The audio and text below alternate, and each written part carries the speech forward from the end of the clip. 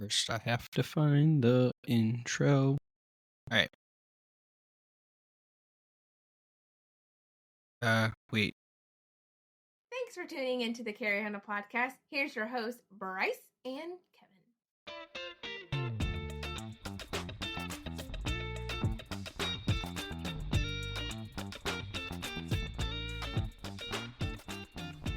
Welcome back to the Carrie Hannah podcast, where I think I almost hit my mark. How are you, Kevin?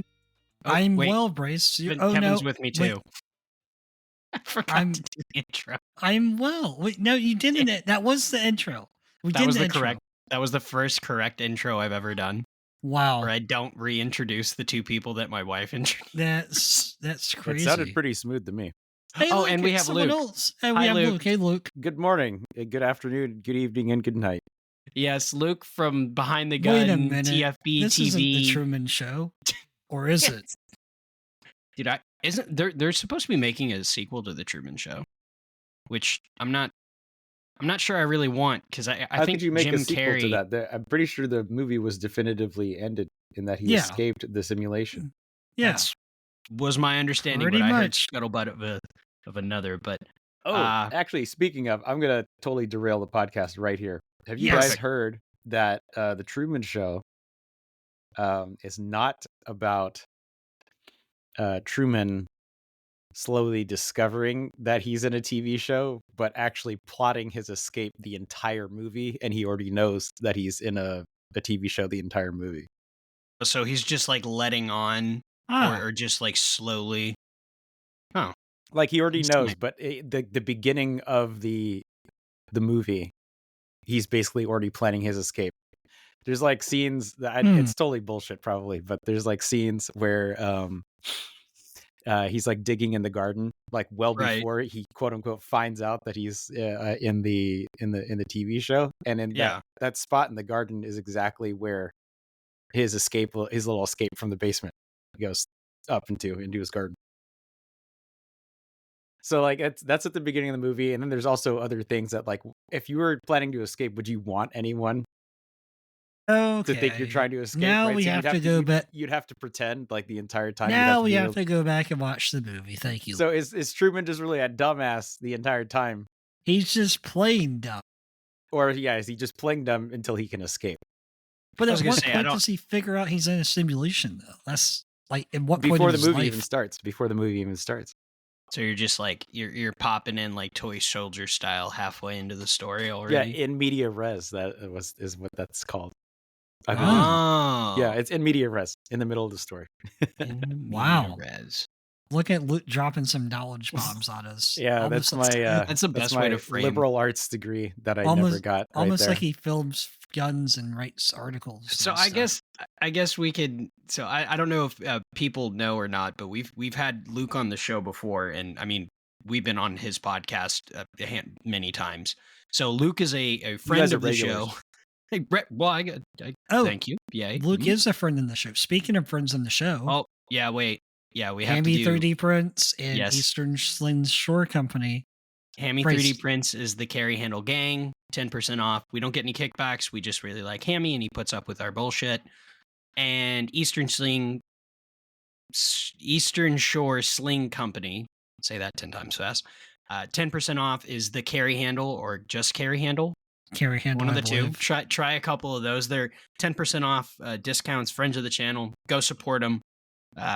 And just make believe like I did that up top, like responsible podcaster. And soon we'll be at an event. Oh, yes. And we're going to events. We are going to Suppress Fest, the 10-year anniversary for Suppress Fest in Leesburg, Florida. At the end of the week, I don't know what. Well, you guys are going to hear this probably Friday. So today we're at Suppress Fest. So that's good. Wait, no. This is coming out Monday. Is this coming out Monday? This is either coming out Monday or Friday. So this week, I don't remember when anything is. Everything is back recorded. So, Don't tell them that. Oh, God. Sorry. Jesus. Our firesides are the only one that go up like immediately. Jesus Christ. You know, when I go to the liquor store and the guy's like another case of bourbon. I go, yeah, I did another episode with Bryce. He's like, understandable, fam. Holy shit. Yeah, I don't typically drink at home, but now I'm considering You pouring might myself a have shot. to. There have been a couple times where we've had people on, and then we just kind of have to scrap the beginning because it's just me kind of talking in a circle, and Kevin's like, we have a person, right? No, I refuse. This is perfect. I like this. This is the perfect medium for which That's exactly to get what we involved. need. Yeah, I for like us. jumping into the middle of everything, causing more trouble, and then leaving without explanation. you just walk into a room Without any context. You let a big ripping fart out and just leave. No context. Yeah, nothing so overt. It's more just like allowing chaos to unfold instead of stopping it, Oh, so targeted chaos. Yeah. So I on that note, since we're just talking about random nonsense up top, which I enjoy very much, which actually sounds diminutive. I don't mean to be insulting anybody, but I have been getting into the Warhammer 40K world, and they've been talking about chaos and the warp a lot, and it's very fun. And not the board game. Before anybody is like, oh, he Wait, plays. The board No, game? I don't play board. I don't play. And the little models? I know somebody that paints the little models. I do too. I had a coworker, or I used to be my coworker, but he's my friend. So he loves Warhammer, and he got me into it. And I just like the gothic kind of Roman. Are you gonna play the actual game then? No, probably not. It's called Grim No Dark. interest. Really? I'm sorry. It's called Grim Dark. Grim Dark. Yeah, I don't even Yeah, know that's what that is. the genre that Warhammer 40K is. It's called Grim Dark. Oh, is that like the mechanical kind of steampunk, gothic, almost gothic steampunk, I guess? Well, 40K actually, I'm about to turn on my nerd here. 40K takes inspiration from a lot of other sci-fi IPs, but also rolls in a lot of religious and cultish overtones. Oh yeah, and a lot of that. I mean, the lore's pretty interesting. I used to detest 40K. I will be completely honest about that. But why is that? So it slowly grew on me. I don't know. It just always annoyed me at first because I looked at like the battle cruisers and shit, and I was like, it's just space choo-choo trains. That's all it is. Okay. And the God Emperor is just a gigantic train autist. And now, several years down the road, this is like 10 years down the road, actually. 10 years down the road, I still think the God Emperor is a gigantic train autist. But I now know that the battle cruisers are meant to look like World War I dreadnoughts with gigantic cathedrals on top of them instead of choo-choo trains. But my point still stands. The Emperor, the God Emperor of Man is a train autist. I'm pretty sure the Mechanicum is just robot cathedrals. That's basically just a bunch of robotic, I don't know, sculptures, which is kind of. So I'm only like 2 books into the Horus Heresy, so I'm not very. Oh, you're in the fun part at all. Yeah, he just came back to life out of the warp, and fucking what the hell's his name? The truth or the word bringer or whatever the hell, just word bearers. Word bearer. The word bearer, I guess, tricked everybody. I can't remember his fucking name. Yeah, don't get me too hard on the lore. I'm not into the books. I haven't read any. This is as far as I've gotten. I read Wikipedia articles. I'm worse than. Well, Wikipedia. Interesting. It's so fun. Not Wikipedia, I guess like fan wiki articles or something like that. Oh, okay. See, that's what I've been. More I've had than Wikipedia. I've had to stay away from a lot of the articles though, just because I want to go into this completely blind and just enjoy the lore. Mostly because I'm not going to talk to people and have them ruin it for me. So that's pretty nice, but because I don't know any like actual 40K. What was that? Graceful. All of my fucking tools. Oh, I have like a micro curiosity, Bryce, have you played any of the video games? I don't like them. I don't like the top down, or I don't like the Space Marines. I don't like any of that. They're not very fun for me. It's just the lore is interesting to me. We have to play now. Kevin made me buy that game. I'm going to decree it. I'm going to decree it if I have to. I think I have all of them now too, and I refuse to. I refuse to play them. I played Dawn of War 2 and then Space Marine 1 and 2. I just don't like horde games. Battlefleet Gothic Armada, actually. Probably the most similar. Fun. It's probably the most similar to an actual like tabletop game than any of the other games, but yeah.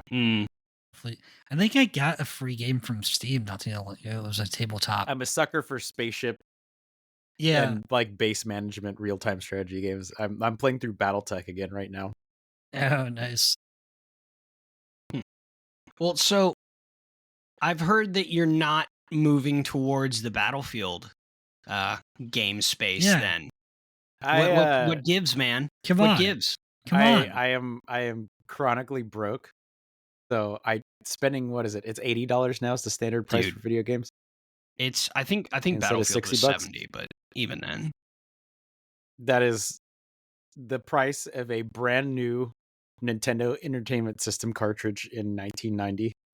So that's a fun fact. I think we're doing pretty good inflation wise, but I was going to say, people talk about the inflation for video games, and wouldn't it technically be like 200 something, or like if it was like scaled correctly, it'd be like a couple $100. Yeah, well, they get you in the add-ons. That's where they get you, is the add-on packs. I'm waiting for that to happen.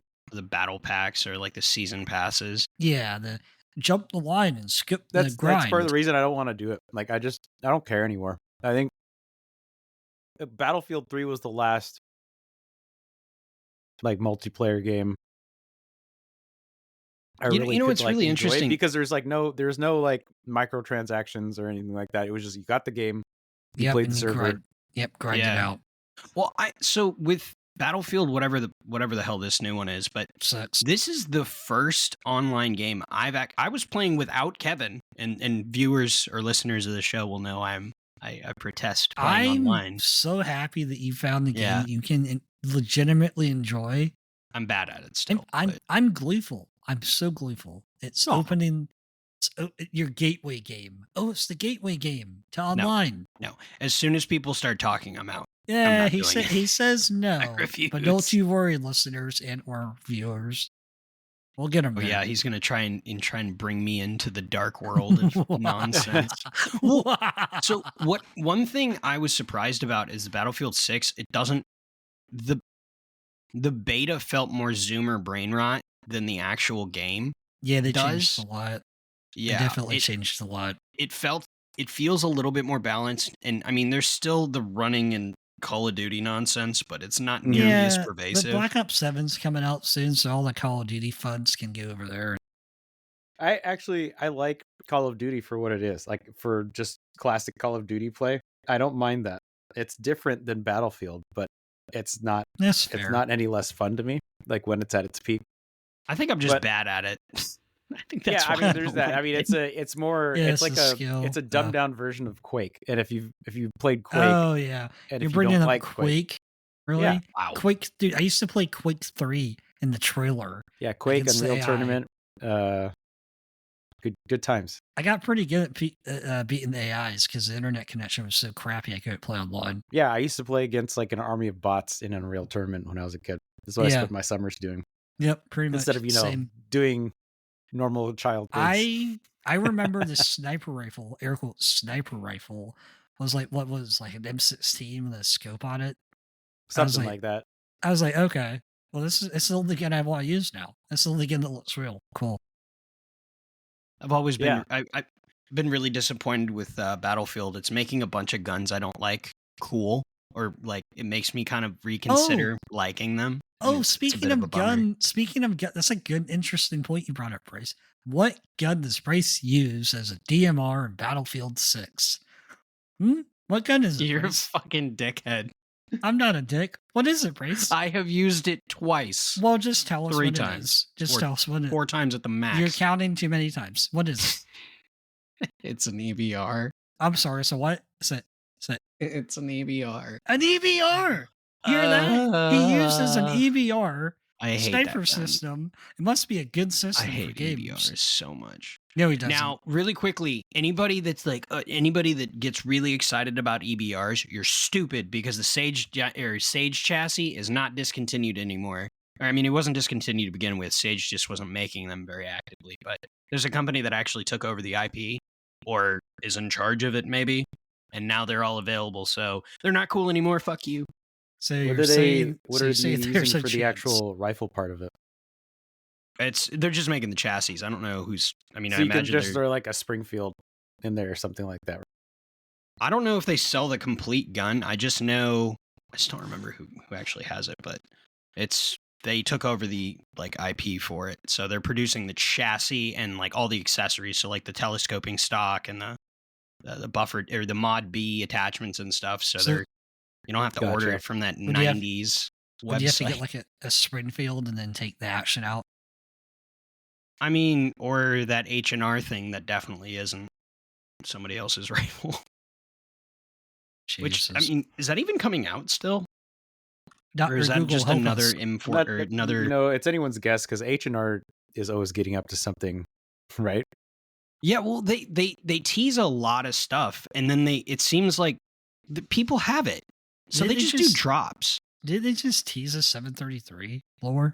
No, it was a 607, or it was the one. It was like the XM177E2 telescoping kind of stock, where it's got the 2 support struts, which I thought was kind of neat. I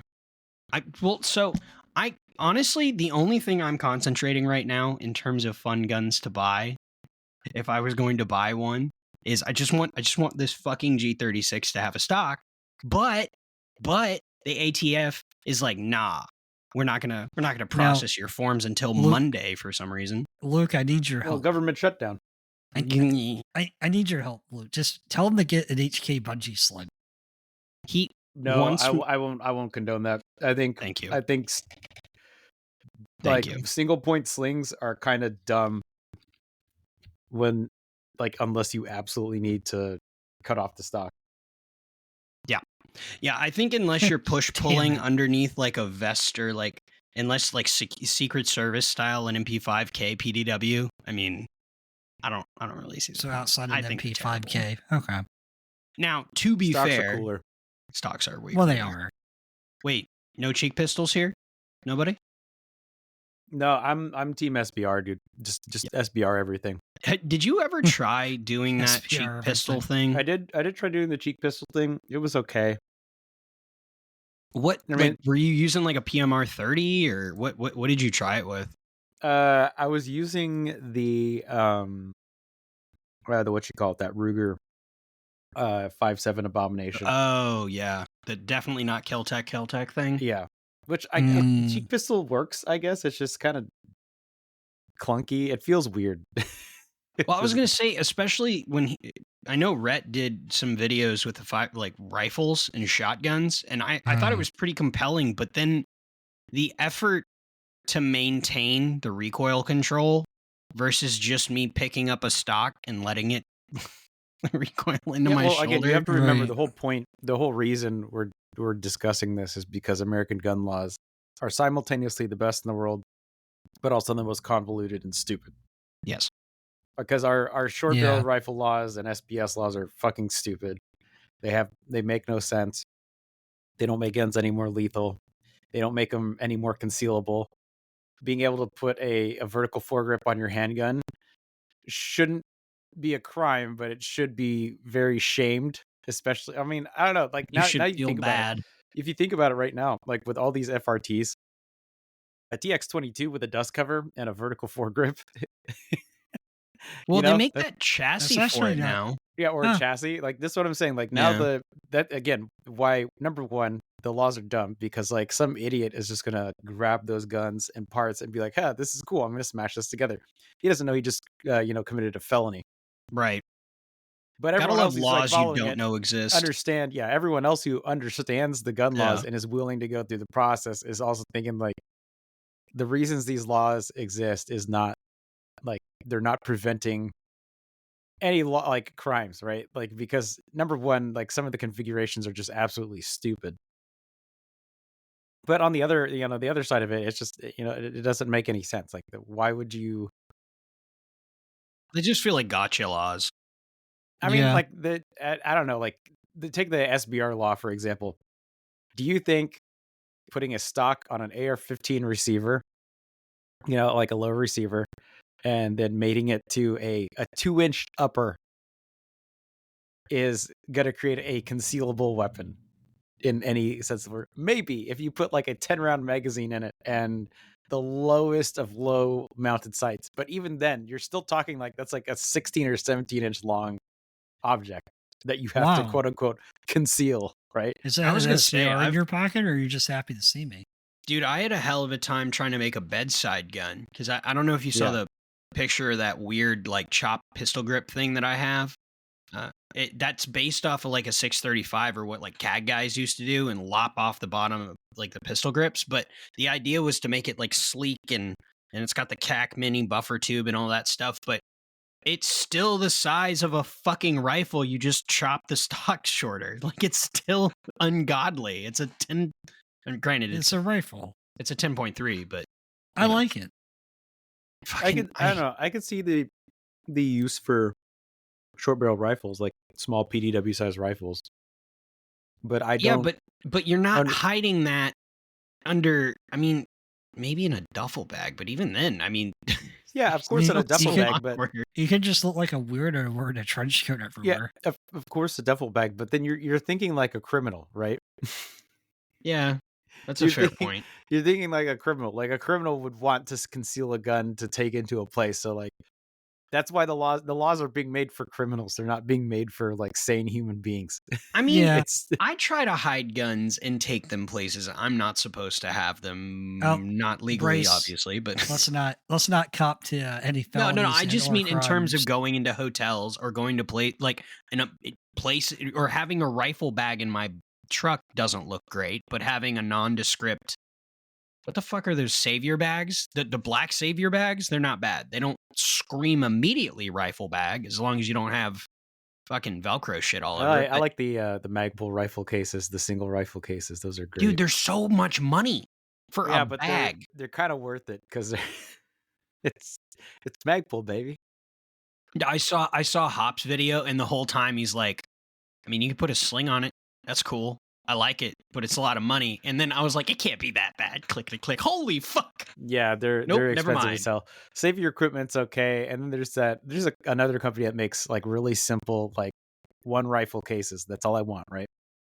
I forgot what the name of the company is. I wonder if they still make them. Plano? No, they're like little fabric soft gun cases, and they just got handles, no slings or anything like that, no frills. It's just a simple gun case. Why does every gun case have to look like you're trying to support a small military on it? Can I not just have a bag? It's a cool guy shit. I don't want to be cool. It has to have all the Molly webbing on it. It's just like so my annoying. Gotta have tons of space for your patches. Dude, Kevin would come to my house with Molly on Molly on Molly, and everything's like, it looks like his backpack had a prolapsed fucking. No. It looks like it prolapsed out of the back. Had a fight in a textile factory and lost. So bad. Like all the mollies all hanging. I had a coworker at my last job that was like that. Now, he was like, if there's molly, you have to put stuff on it. There was no right. He had a propane tank and a bunch of other shit on his backpack. Man, did you work with Hank Hill? Dude, I mean, fucking damn near close. Propane accessories. And that man had a tool literally had a propane burner on his backpack. It was kind of impressive. He, Mr. Pretty Prepared. But he was one of the gunsmiths at my last job. That was as gunsmithy as I think you can get. It was pretty cool. But I don't like, in terms of, gun bags, I don't want to look like gun bags because you know what bag you could use. What? It's not going to be a popular idea. Trash bag. What? I mean, that'll pretty much just look like a gun in a trash bag. He's not wrong. I mean, the tennis racket bags work really well. Oh, now that guitar case. You can get guitar cases will fit long guns, but there's lots of stuff inside of guitar cases sometimes that don't make them great for holding guns because like the neck has to be supported on a guitar. Oh, yeah. So well, they have insert. I've seen there's eBay. Savior Equipment makes a guitar case, gun case. Like there's some company that makes a guitar case. I forgot what it's called, like the Desperado or something like that. I mean, I would hope so. That's the movie. So great. Can you get one that's a rocket launcher? I don't know about that, but I'm sure if you tried to convert one, they'd probably share it on their social media. God, dude, that'd be amazing, dude. Antonio Banderas themed, like Desperado. Make it look like a That'd be fucking potato. great. Like a potato gun that shoots Which like homing 80s rockets. like action guy gun movie is your guys' absolute favorite? Ooh. 80s. But it has to be like a cheesy 80s movie, nothing like serious. Nothing serious? Yeah, well, I guess none of them are really serious. Like they're kind of campy, you know, like now the 80s action movies are like Die Hard and stuff like that. Actually, I love Die Hard. Die Hard's probably my favorite. Lethal Weapon. Lethal I was Weapon, gonna say huh? Lethal Weapon. Ooh, I don't know. You know what? I took that back. No, I want to say Cobra. I was gonna say there's lots of other ones. There's Commando. There's Way of the Gun. Cobra. Commando's good. Cobra with Sylvester Stallone has a 9mm. Has one of the first 9mm 1911s I've ever seen on screen, and it is so. Now, granted, it was out of necessity because I couldn't get the 45 blanks to cycle the gun. Nice. So and he has a Jetty-Matic, which is that crazy Singapore, like when you the vertical grip cocks it, and it has the bolt that says fire on it when it's all the way back because it's a telescoping bolt, kind of like an Uzi. Yeah, the movie's not very good, but the guns are amazing. Tango and Cash, that's a good one. I don't know how good the guns are in that though. I mean, Tango has. He's just got revolvers, right? They're Smith & Wesson. I guess that's all right. That or Lone Wolf. That one's a good one. Mac 10's a plenty. Die Hard. Yeah, Die Hard's just... I don't even think the firearm selection, with the exception of the AUG, is that good, though. MP5, Beretta 92 FS. I don't know. I think other movies had a better... Was it the HK? The P7's in it. Yeah, that is pretty compelling. But every 90s bad guy had a fucking P7. That's now, granted, that was a nickel P7, which is cool as fuck. And a suppressor. I don't even know how that would work. Hero guns have to be a different color. Yeah. That's why none of John McClane guns are hero guns. He just picks up. He does battlefield pickups. Yeah. So, bit of trivia: what's the only other service weapon John McClane has been seen to use, other than a Beretta? Isn't it a Smith & Wesson Model 10? No, P220. A P220, really? In Live Free or Die Hard, he has a P220. Is that the third one? Yeah. No, that's a fourth one. The third one's in New York. Yeah, the third one's. So for me, I think it's... Is the fourth one the one where they have the stupid F-35 scene where it's hovering and using the cannon? Oh my god! Yes, it is. It's also that made me so irrationally angry. Objectively, the best scene with a UMP-45 is him chewing through that apartment with one. It's just so good. You were talking about airplanes and made me think of True Lies. Whoa, hold on. Wait, why does the F-35 scene piss you off? Because the F-35 can't do that. Well, I don't think I don't think it works long enough to fly that long either. But I mean, other than, can it not just hover? I mean, it can, but it can't use its cannon at the same time. What? Is it the APU power? It's not a gunship.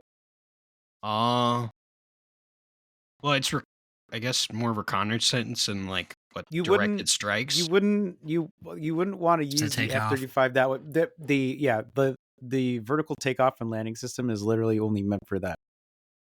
I thought like it's maneuvering. It's maneuvering around like it's a fucking helicopter. Yeah, you get up. The Harrier can't even do that. Like the Harrier has like very limited maneuverability. I was gonna say even in True Lies they they try and hover. They hovered like do the gun. True Lies. They actually did that though. I thought. No. In True Lies, I could tolerate True Lies because it's got Arnie in it. Okay. Oh yeah, that's fair. And Bill Paxton again. Not that there's anything wrong with Bruce Willis. I love Bruce Willis too, but like Arnie movies are over the top. Okay, they're always over the top. Also, wait. Can I amend? I was gonna say RoboCop because that's actually also got some really good guns. Beretta 93R. Yeah. RoboCop's good. And then if we get any newer than that, I want to say The Matrix and Equilibrium. Okay. The Matrix had quite a few good guns. Downside, however, is most of them are in the background of the armory scene. So it's like, oh, that gun was in the movie. It's did like, did it have like the was it the WS 2000? Did that Equilibrium have that when they were killed shooting the puppies? I think you're right. Oh man, did you see the guy that's making the? Did you guys see the guy that's making the 30-06? Is it 30-06? 2000? No, there's a. Tell me I'll about send it it. to you guys. It's a Scout Trooper actually knows the guy. He lives close to him, but he's making a 1-for-1 U.S. made 30-06 WS 2000. Boy, that's gonna be fun. Wow. All Yeah, the I'll have to Hitman send that. fanboys are getting drool in their pants. Oh my god. Well, shit. How long? That was like half of what I was. I mean, I guess video games and movies are probably a pretty good place to start. But so we were going to talk. I was going to derail the entire podcast right at the beginning. I was going to say I don't remember what I went in. You absolutely chaotic devil. I have no idea what the fuck I was going to ask you now. Oh, you know what? My job here is done. How do we get started in reviewing guns and stuff? Like there it is. Thank you, Kevin. That's what we were going to talk about. God damn it! I was like, I'm thinking about movies now. All right, that was a formal question. Let's ask that in a more correct layout. Yes, grammar it. Oh, as he drinks the water. He's going to come back. I'm asking you the grammar. I know. Oh, I have to do it. My grammar band know me. So what we were going to originally ask Luke before we got thrown into this incredible side tangent of which I love. Kevin and I recently have gotten into our first bouts of reviewing, I suppose. We're in the midst of the FPC 22 review. I'm reviewing a primary arms red dot, and as soon as the ATF comes back with my Form 1, I've been told on Monday they're going back to processing paperwork, so we'll see. Because I already have it in, so I'm waiting for my Form 1 to come back for my SG36K. Mm-hmm. And so we basically went to, we have no idea what we were doing when we were first going to the range. And when I sent you the text of us at work, and we just realized we have no idea what we're doing, and we figured, what do you do when you're going into a review? How do you frame it? What are you looking for in an item other than, hey, somebody asked me my opinion on this thing? Yeah. It depends on what the thing is.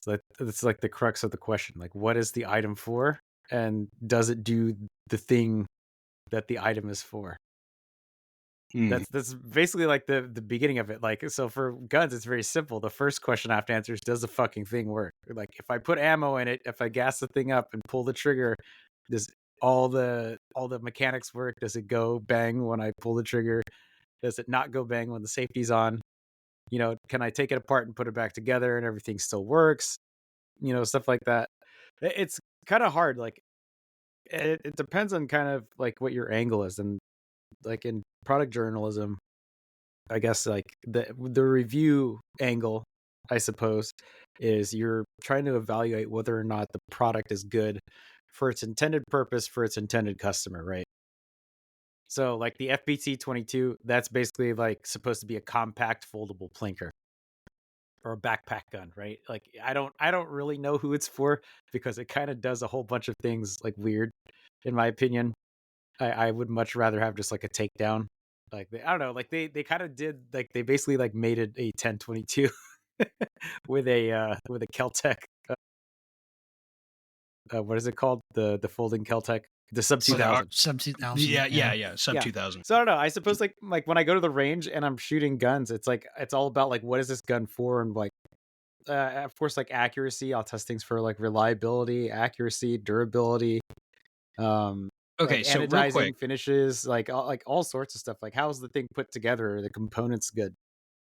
So in terms of accuracy, so I've seen a lot of people talking for and against accuracy tests. Just in terms, some reviewers outright will not do accuracy tests, because I mean that's odd.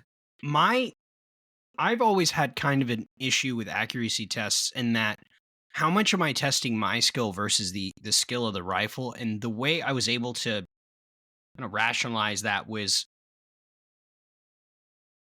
I suppose I'm putting on display my ability with the rifle. Does the rifle play well with me, or does the item play well with me? And am I able to get anything out of it? And then I guess it kind of goes back to it. This is a completely subjective thing, a sample of one, and then it's like, well, what am I offering on this item that I have one of? And it's hard to find. I guess I'm trying to get as close to as objective empirical data as I possibly can, but I don't know, or I mean, I don't know if Kevin, of course, Kevin speaks this at all, but it's hard to find that. Oh, I think I know what you're talking about. I've been doing accuracy tests for a long time. I'm not a great shot, but I'm a good enough shot to know if a gun like isn't performing very well. Like Right. I can put together sub MOA groups with some MOA rifles, but a vast majority of guns are not sub MOA guns. Right. Yeah. So like I'll give you a recent example. I was just I'm still working on my review of the Henry 22 WMR lever action. That gun has got some major accuracy issues with very specific types of ammo, and originally I was like, oh man, maybe I just suck, right? But I was like, no, I could shoot better than that. So I went out with a different optic and a different set of ammo and tried it again. Was able to get like, small groups, like less than 1 inch groups or whatever. So I think not doing accuracy tests is only hurting the customer, because like if it turns out there's a whole lot of guns, like for example, I don't think the FPC 22 is probably a very accurate gun. The KR22 from TriStar Arms is not an accurate gun, like with most ammo. It's so like people need to know that stuff before they go investing hundreds, if not thousands of dollars into a product that they're going to use sometimes for self-defense. Yeah. It's interesting you're talking about the different ammo, because the ammo we used was Winchester Super X. It completely sucks. That's the only ammo type. Yeah, you're not doing yourself any favors with Winchester rimfire, dude. You should CCI mini mags if you want. We used supersonic ammo, or CCI standard if you're looking for the king for accuracy. It's funny you say that, because those were both the like right on the money rounds. So CCI standard is like my gold standard, even though it's like not even that good of an ammo. It's just like it shoots the best in terms of accuracy out of most rimfire 22 LR guns. Well, so the best and worst performers for us with that gun, with 3 different 9-shot groups, was CCI standard and Winchester varmint. Ironically, so Winchester was varmint was the best, and CCI was second, and then Winchester standard or Super X was the worst. Shotgun pattern. Well, yeah, Super X is very inconsistently loaded, and the bullets are garbage too. You can feel it. Like some of it feels like an airsoft gun when it's like running out of gas. Yeah. And then the next one's like pow. Pow. Oh. Yeah. You can feel it in the recoils, or the Aguila. Kevin was like, "Hey, that's going to smell like detergent." Another like good indicator for accuracy tests. Especially I've been able to narrow this down. This is something I learned. Vertical stringing. If you get a lot of vertical stringing and you're running a chronograph alongside your ammunition test, which I always do because I like to, data is power. So vertical stringing is a huge indicator that your ammunition is going to have more variation in like group size in the vertical axis if you're doing the work on like the side to side. And I've been able to demonstrate this actually pretty recently with some ammunition tests where the ammo itself like was super inconsistent. We're talking like a standard deviation of like 60 FPS or something obnoxious. Holy crap. Jesus. But the group sizes were massive, except for you see the shot strings, and it's all just like a very like thin, like 1/4 inch to 1 inch wide group, but it's like 2 or 3 inches tall. Jesus. So that's me doing my part, but the ammo not doing its part at that range. I think without Okay. because obviously this isn't a video podcast yet. I keep saying we'll do that eventually, but best way to think about this for me was if you throw a okay, maybe not me, but if somebody more sports inclined threw a ball, like just threw a ball normally and then saw it arc and then fall. Now take that same ball and throw it with gusto. If you were to look on that, like in terms of like how fast the round is going, one's going to start dropping quicker than the other, so that ends Yep. up with lower hits. Faster rounds are going to be probably closer to your point of aim, or maybe above that if it's going quicker than what you zeroed for. But I don't. That may be a bad example. It's sort of how I rationalize the velocity differences in terms of when I was grouping. You throw baseballs at 1,300 feet per second. I've got a teaser for you, or a brain teaser for you. Hit me. All right. So suppose you were to take two 115 grain cartridges, and you were going to load one into a 9mm pistol, and the other one you're going to pull and keep the 115 grain bullet in your hand. Now, let's suppose you're able to precisely time you dropping the 115 grain bullet from the exact same height. I already know this answer. Yeah, from the exact same height of you shooting the handgun. Which one's going to hit the ground first? The bullet fired or the bullet dropped from your hand? Well, unless it's shot in an arc, you're not getting any. Let's presume the handgun is shot at a perfect 90-degree angle relative to the bore axis. I thought the rate of falling was the same. It is. So they'd impact the ground at the same time. Yeah. Well, gravity. I mean, now you gotta try harder than that, Luke. We're smart think boys. that changes depending on how fast you can spin the bullet, though. I think you can. Are you talking about some like Magnus effect stuff, or?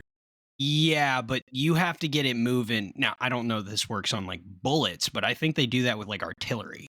I think there's a different. Oh fuck! What the hell is that called? It's not spin drift. This sounds like pseudoscience to me. No, hold on.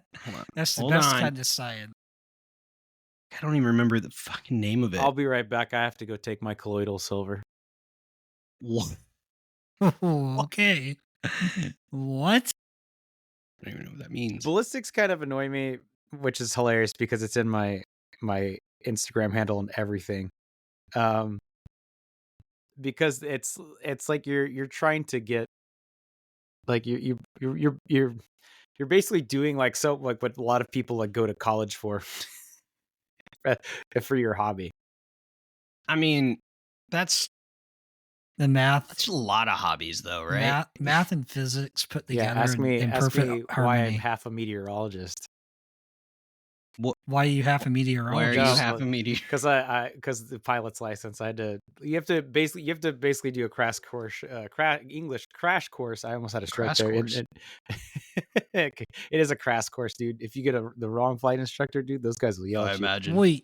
Wait. Do you know the formula for the cloud ceiling height relative to the ground?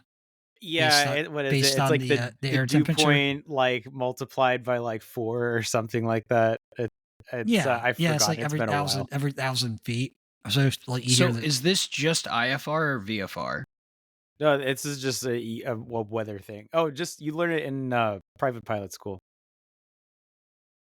You learn all this stuff in private pilot.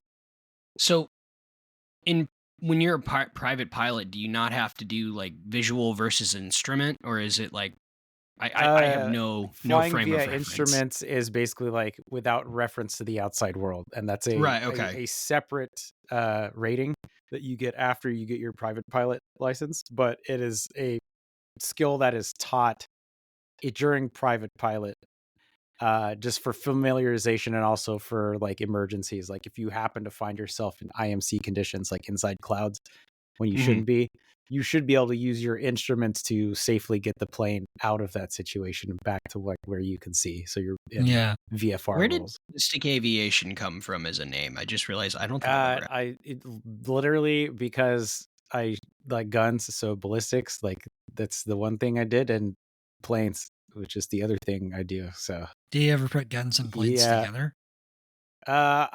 aircraft, yes, but not planes specifically. Like I've been in several helicopters and shot out of them. So we just gotta there's get that. you to like a biplane and shoot out I of was that. thinking, yeah, I've thought about this. I spend a lot of brain power thinking about this exact situation. Like, what plane would I buy if I was gonna, haul up like a friend at a time?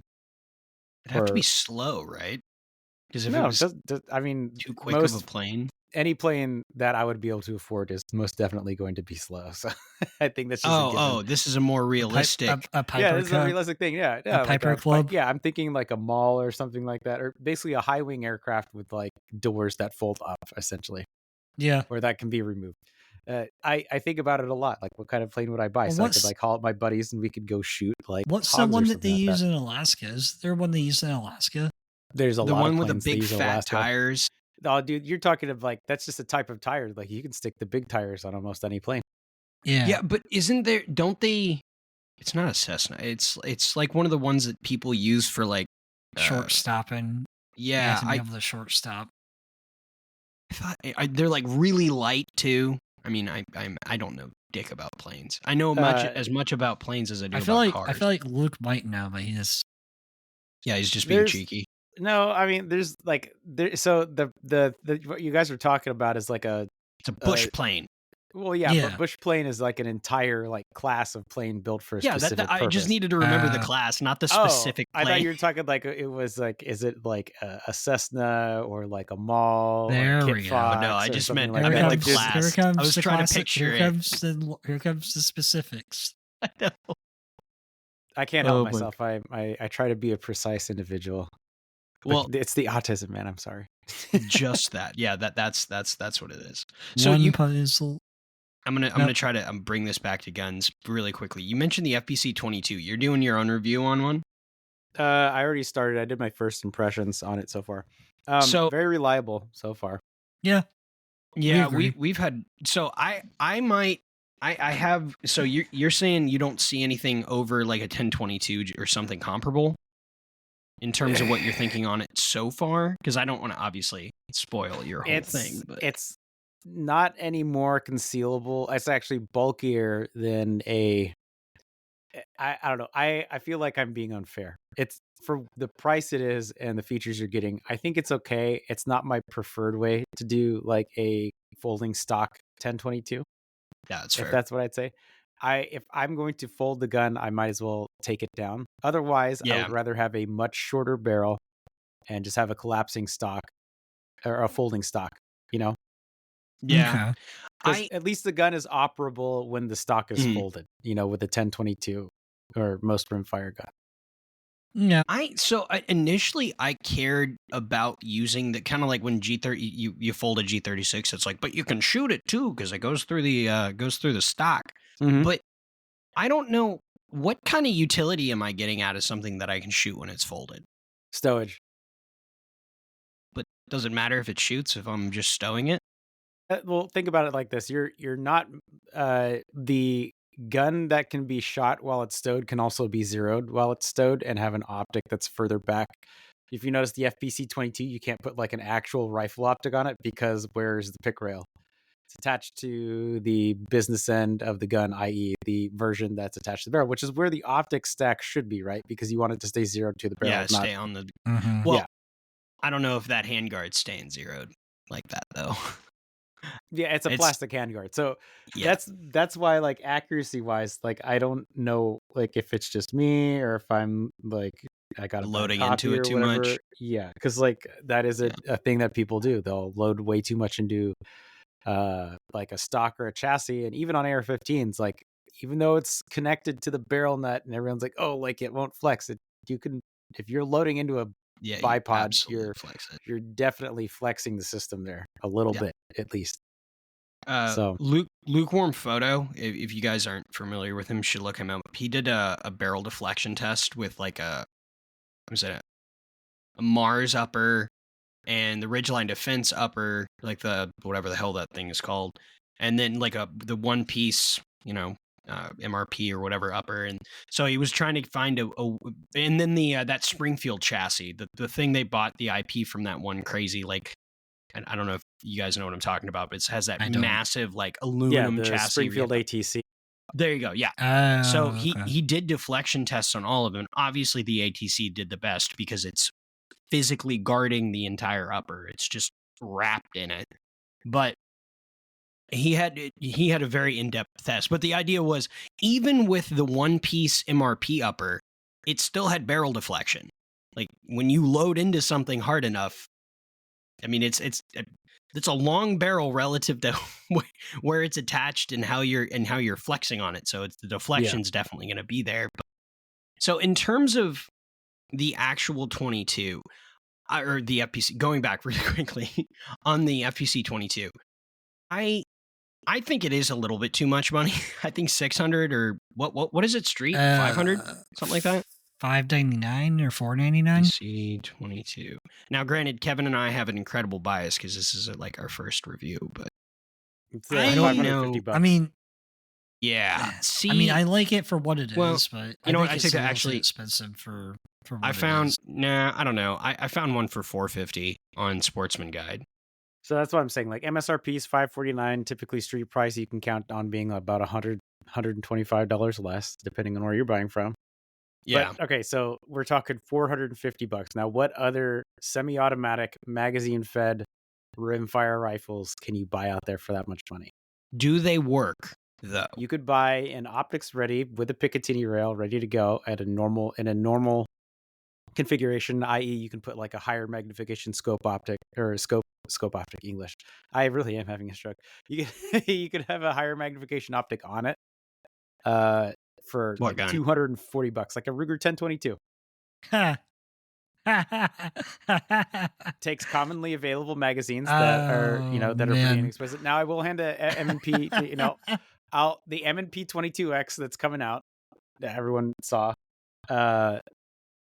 Those magazines are cheap. I think they're like $25 a piece, $26 or something like that. Jeez. M&P 22X, what? Yeah, that has to be.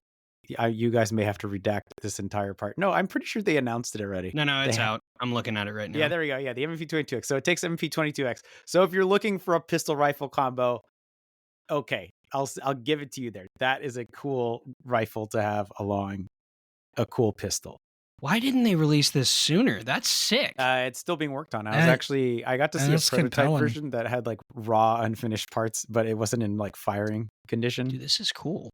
That was the one thing that stopped me from getting the 22 mag one. I just don't want a 22 mag version. I think this will be fun. The MP 22X will be okay, cool. And it takes the same magazines. My fundamental disdain for the 1022 is I think it is a poorly designed rifle. I do not like the straight bullback design. I do not like the receiver. I don't like any of the stocks that it ever has. The magazines are terrible. The crossbolt safety's doggy dick. I don't like rotary magazines other than the fact that they're cool. Oh, and Ruger's QC is super fun, so that too. And then people that like 1022s seldom are shooting something that's actually a 1022 anymore. So, I mean, it's kind of like the Glock people. They're like, it's the best 22 ever. And it's like, isn't that just a Vorkordsen?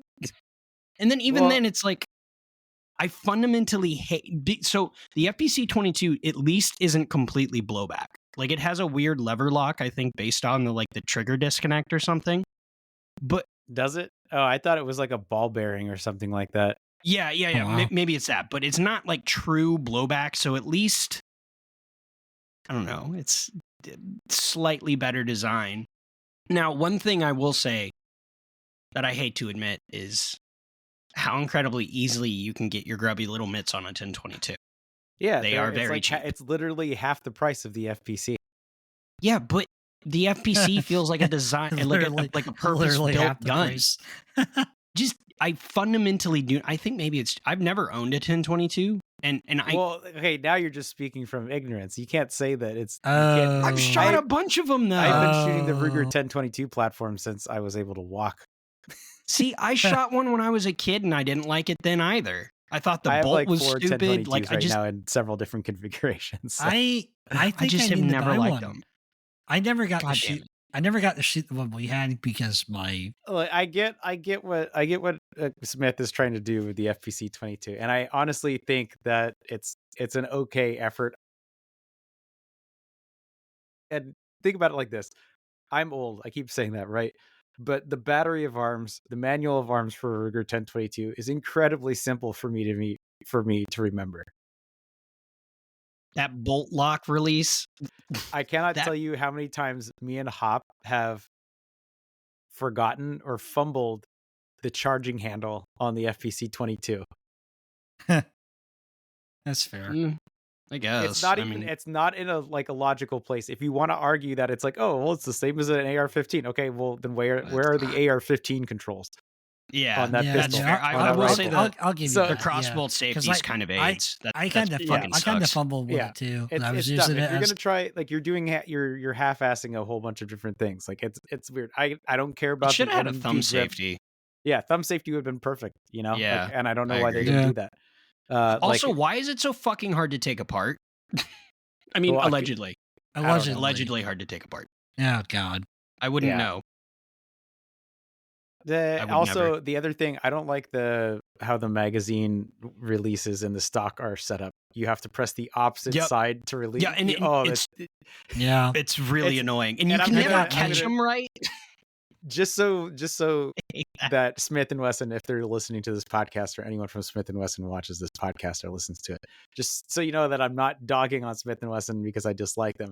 I would also like to take this opportunity to shit on another product that I like, but is designed, that has a baffling design choice, like that fucking stock, the magazine storage stock thing on the FPC-22.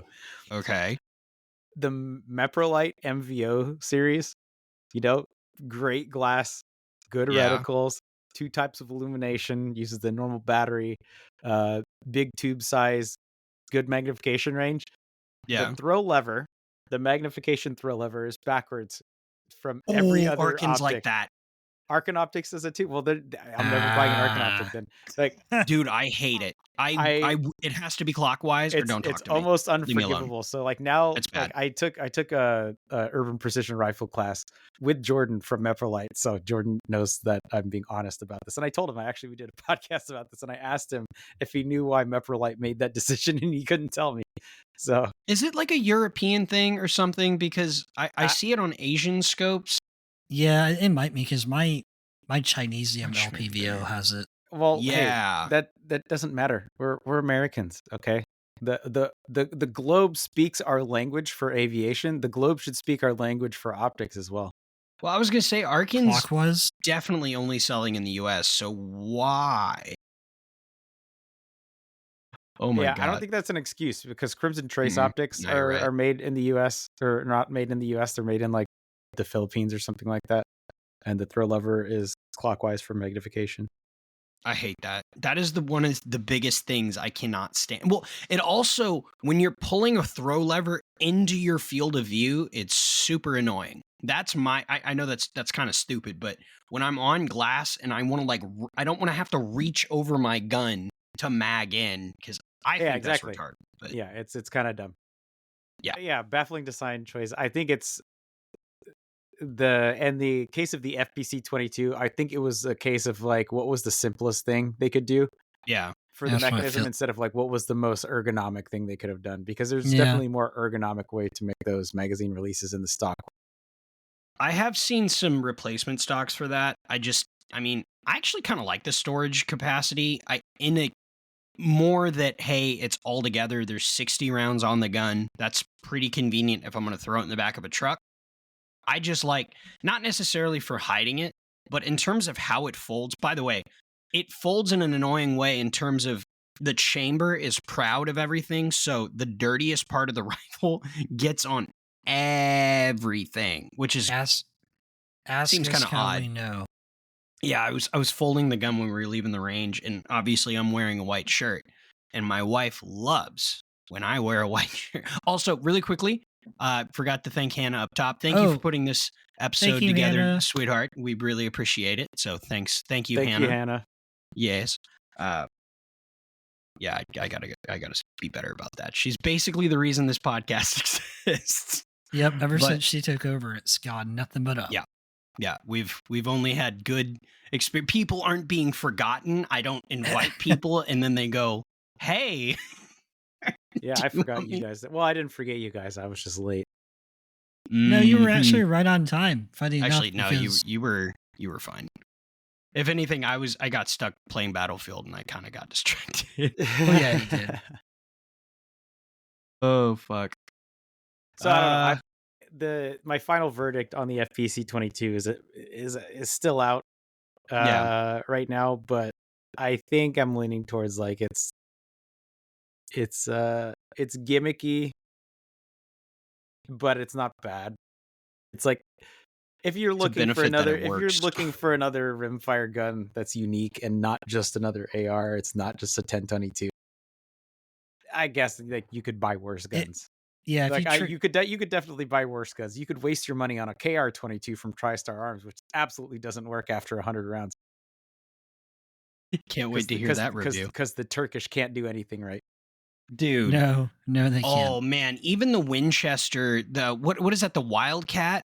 Isn't that a Turkish? Is that one of their made in Turkey guns? Yeah, the Winchester Wildcat. That thing, I want that gun to be so good because that's a legacy. Like it feels like a legacy design from other Winchester 22s, and it's very compelling. Like the magazine release is kind of interesting. It has a bolt lock. It feels like it should have been. It was designed by somebody with a brain, and then they took that design and they were like, you know what? We'll give you $5 to make it. You know, I hate to like say it, but I think the Winchester Wildcat. No, maybe not. No. Now you have to say it. The cool thing, the cool thing about the Winchester Wildcat was the receiver. Like you could take the lower receiver assembly out of the stock completely. Like with like a one button push, like a push button system. You push like a big red button in the back of it, and you just the whole thing comes out.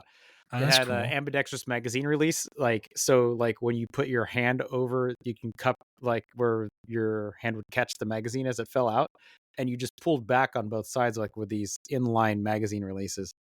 The design was clever. The KR-22 looks eerily similar to the Wildcat, just without all those features. Oh God! If you look it up, look at the stock shape of the KR-22 and tell me that doesn't look like the exact same Winchester thing. came up with a really interesting design, outsourced it to Turkey. Turkey's like, yeah, we can build those. They didn't come up with the design. But this is a Wildcat. It's just so it's just a Wildcat. Yeah, but with less features.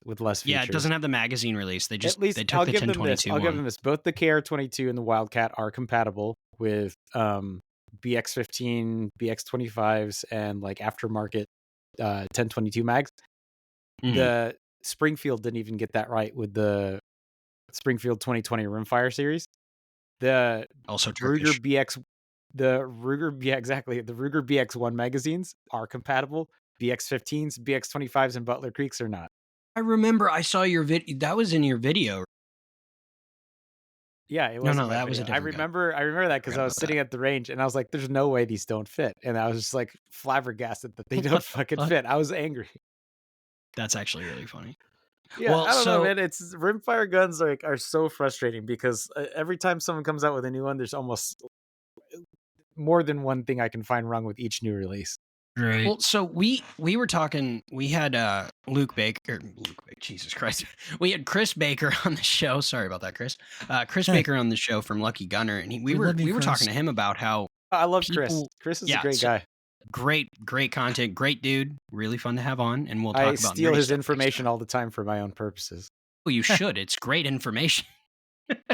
But he was talking about how it seemed, and he's got a review, or he's got a 22 series he's working on right now, and where it's approaching 22s as not a toy and more as a serious rifle, or more as a serious firearm, more than what people think about it nowadays, which is they think of a Wildcat or they think of a 1022 and they're like, well, it's just kind of a toy.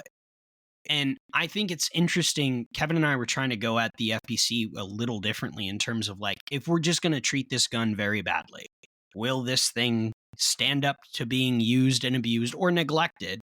And then I think a lot of the negativity that comes with 22s, and this is just mirroring what Chris said, was basically just, I mean, it's cheap ammo, so manufacturers seem to want to make them cheap because they know the barrier of entry, which is kind of like if you look at like a PRS 22, they cost as much as a real gun does, a centerfire gun does.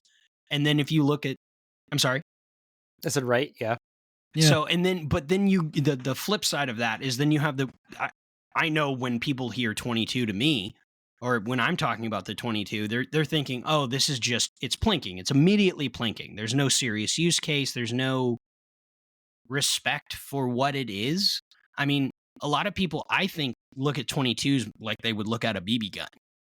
Not that I was any better recently. I mean, I'm just taking it more seriously now. I more so because I like the idea of what 22 can do, especially if you're shooting and you're trying to lean into marksmanship or calling wind or holdovers or anything like that. It's exacerbated, obviously, little bullet. So I think there's a lot in terms of what I can rediscover in 22s. I think maybe that's what. It's funny you say. I was thinking about getting either a 5.56 bolt gun or a 22 bolt gun and putting the LPVO on that. I think you should get a CZ 455. What are those things called? 457. 457. Thank you. Or 452. I don't know. I could be wrong.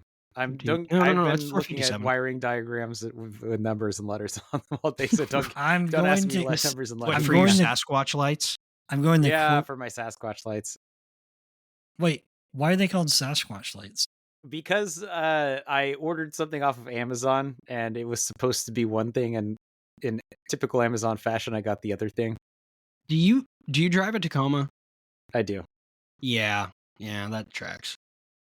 And the Switch I got too. The Switch I got was too big. Oh, Tacoma, man. I think Tacoma guys and Jeep guys and their rocker switches. Yeah, but like, how come, you know what it makes me mad? Like, we're on another tangent here, but like, why don't they make rocker switches available for specific, like, OEM size rocker switches? Can someone please just do that? It'd be too easy. Well, what's annoying is Toyota, if you go to like dealerships, they have like a wall of tires and wheels and all these bolt-on things, and they have filler like caps in the dashboard for you to have a rocker switch. Yep, for the knockouts. What they have empty knockouts. The hell? It should just be a plug-in. Like, you just take it out and plug something in. They're starting to do that. A lot of companies now, especially like truck companies, if you get like the work versions of them, their knockouts are pre-wired behind the little like caps, and they're a lot easier to remove now. Yeah, so I think it's probably a holdover because like a lot of like trucks, like you'd get a different trim, right? And some trucks have like 5 buttons, but on like the base model they only need 2. So like they put in a different knockout and only include the 2. So it's, I don't know. I would love to like scream like, it's just companies being stupid. You know, the bakers are conspiring with the butchers to sell us hot dogs and buns at different rates. They probably are, but well, of course they are. That's just the way the world works. Okay. I was gonna say my Xterra, I don't want to put fog lights or KC lights on, but I could because it's literally a plug and play into the was it the turn signal? I pop it out, you pop a new one in. It's a module. I think the Frontiers are like that too. They're supposed to be like you literally just plug stuff in. Yeah, it's super plug and play. So I know Chevys. I drove a 3rd gen 2500 and I liked it, but of course I got it 2 years before they started wiring everything wiring everything the same. So every one of the trucks had like the same harness, except for like the 2015s and the 2014. So it was production years because technically it was a 2015, but it was produced end of 2014. But so that would have been the first production run of the 3rd generation. And at that time, they weren't running the same harnesses. It wasn't until like 2016 when they came out with the law for the backup cameras on X amount of size trucks that they started running everything for your turn signals and your trailer lights and your backup cameras. So like every time I was trying to upgrade the truck, they'd give me a wiring harness and it was wrong. Like, yeah, God damn it. They're making... Cars are so convoluted now in terms of like parts and minor generational or mid-generation differences between vehicles. Like my Tacoma in particular is super fucked up because I ordered it from the dealership, and I specifically requested a manual transmission, and they're like, okay, well, we have a manual transmission, but it's already like undergoing the process of becoming like this other trim that you don't want, but we'll sell it to you anyway if you don't mind having the extra features, but you'll have to pay for them, but we'll give you a deal on them. So it's like it was like a mid-generation update, and so like I have an ABS brake controller where there's supposed to be a blank spot for my spare battery. So Nice. I've been on like a 1-year mission to try. Actually, it's been exactly a year, I think, since I started this journey of like trying to get Is to this an the essay third driven. gen? Yeah, it's a third gen Toyota Tacoma. I think mine's technically Attaboy. a Gen 3.5. The last of the good generation, by the way. The 4-cylinder turbos are garbage. I have what the hell's mine? 23. Yeah, Yeah. you and I have the exact same generation truck. Huh. Yeah. Nice. And Wow. Mine's two-wheel drive, but yeah. Oh. Well. Yeah. Oh, okay. All right. I heard the O. Ugh, the judgment. Here comes, Man of judgment. Well, hey, like yours cost way less than mine. I'll just say that. Well, mine was inherited from my late grandfather. So yes, well, it did. See, well, there you go. Like I feel even like more, the odd man out with my 05 Xterra. No, mine was a beautiful gift from my late grandfather. So that it's not meant to be cheap or tawdry or anything. I don't mean it like that. I just Look, meant there's nothing wrong with Nissan, Kevin. Okay. I like Nissan. I just don't like Altimas. Nissan made some fine airplanes back during World War II when the Yeah. Japanese were still cool And and not a bunch of turbo leaves. I have a Japanese 4-liter V6. Didn't Nissan make the suicide planes? A couple people Mitsubishi. did. Oh, it's Mitsubishi. That's the one I'm thinking of. Didn't they make suicide subs too, where they were just basically torpedoes? Well, I mean, I don't know about that. Anything can be a kamikaze vehicle, Bryce. You No. Hold on. This one I'm actually looking up. Hold on. He's Googling it. Kamikaze. So I'll take this moment to give you a really funny story. My grandfather served on the USS Underhill. Yep. And it was the last ship to were get hit crude by torpedoes. It was the last ship to get hit by a kamikaze sub. He survived. Dude, That blows my mind. No pun intended. It is absolutely 1944 to 1945 manned torpedoes. Yep. Okay. Yeah, that makes me bummed, I think. It bumps me up pretty hard. Can you imagine? It's like, okay, we have very special mission for you. Here, take some sake. Like, oh, thank you. What's the mission anyway? Here's a headband. Just go that way. How do I come back? Research on the first Kaiten began, sorry if you're Japanese and heard me butcher that, began in February 1944, followed on 25th of July the same year by the first prototype. How were they testing these, I wonder? They were just ramming them in this stuff. Oh my god. An order for 100 units was placed. In total, 6 models were designed. Look up... I have so many questions. Look up the USS Underhill. What about Over? No, that's the name of the... it was like a trial destroyer. launched from a light cruiser.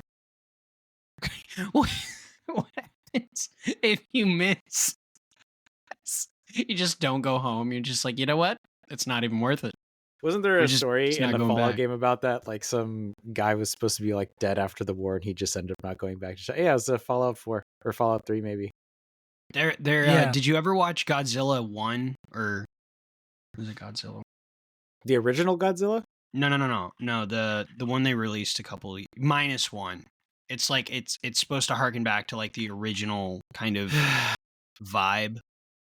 You gotta. It's really good. I can't keep track of these new dude. Like it's not canonical. It's its own. I know there was like a 2000s versions of Godzilla, and it was this like isn't that. This is a Japanese. Took place in New York, I think, and it was inside the stadium, and that was like the big fuck off funny part of it. Like, oh my god, there's a ton of Godzilla. Yeah. That's where like 99% of my memories are is back in 2000. Like I think 9/11 broke me. Like it's like a reference point. -1 is it feels like the original. Yeah, this came in 23. So it feels like an original Godzilla movie in terms of him just kind of fucking some shit up, and then people having to figure out how to best this monster. It's really good. But I don't. I'll have to put it on one evening when I'm getting some making. What the hell was I cooking some going? food up. Where was I going with that? Wow, I don't know. that's I don't know cool. where how Godzilla came up. Japanese. We were talking about kaiju kick? Japanese, and yeah, I just looked up the destroyer. It You was guys, the did you last take one. your ADHD medication today, gentlemen? I raw dog life actually, so As I do think I. that's So What you, is- you rack discipline? what is DHAD medication? DHAD. Dahad. Speed they give to people to But I make can- them But I can more get focused, I can guess. get real. Which I guess works for some people. I I can don't know. get Maybe that's real why speed. Why maybe do I that's need why to take like all the myself successful off? businessmen did coke. I mean, I I still do. Well, they also like lewds, but that was probably for a different reason. Quaaludes.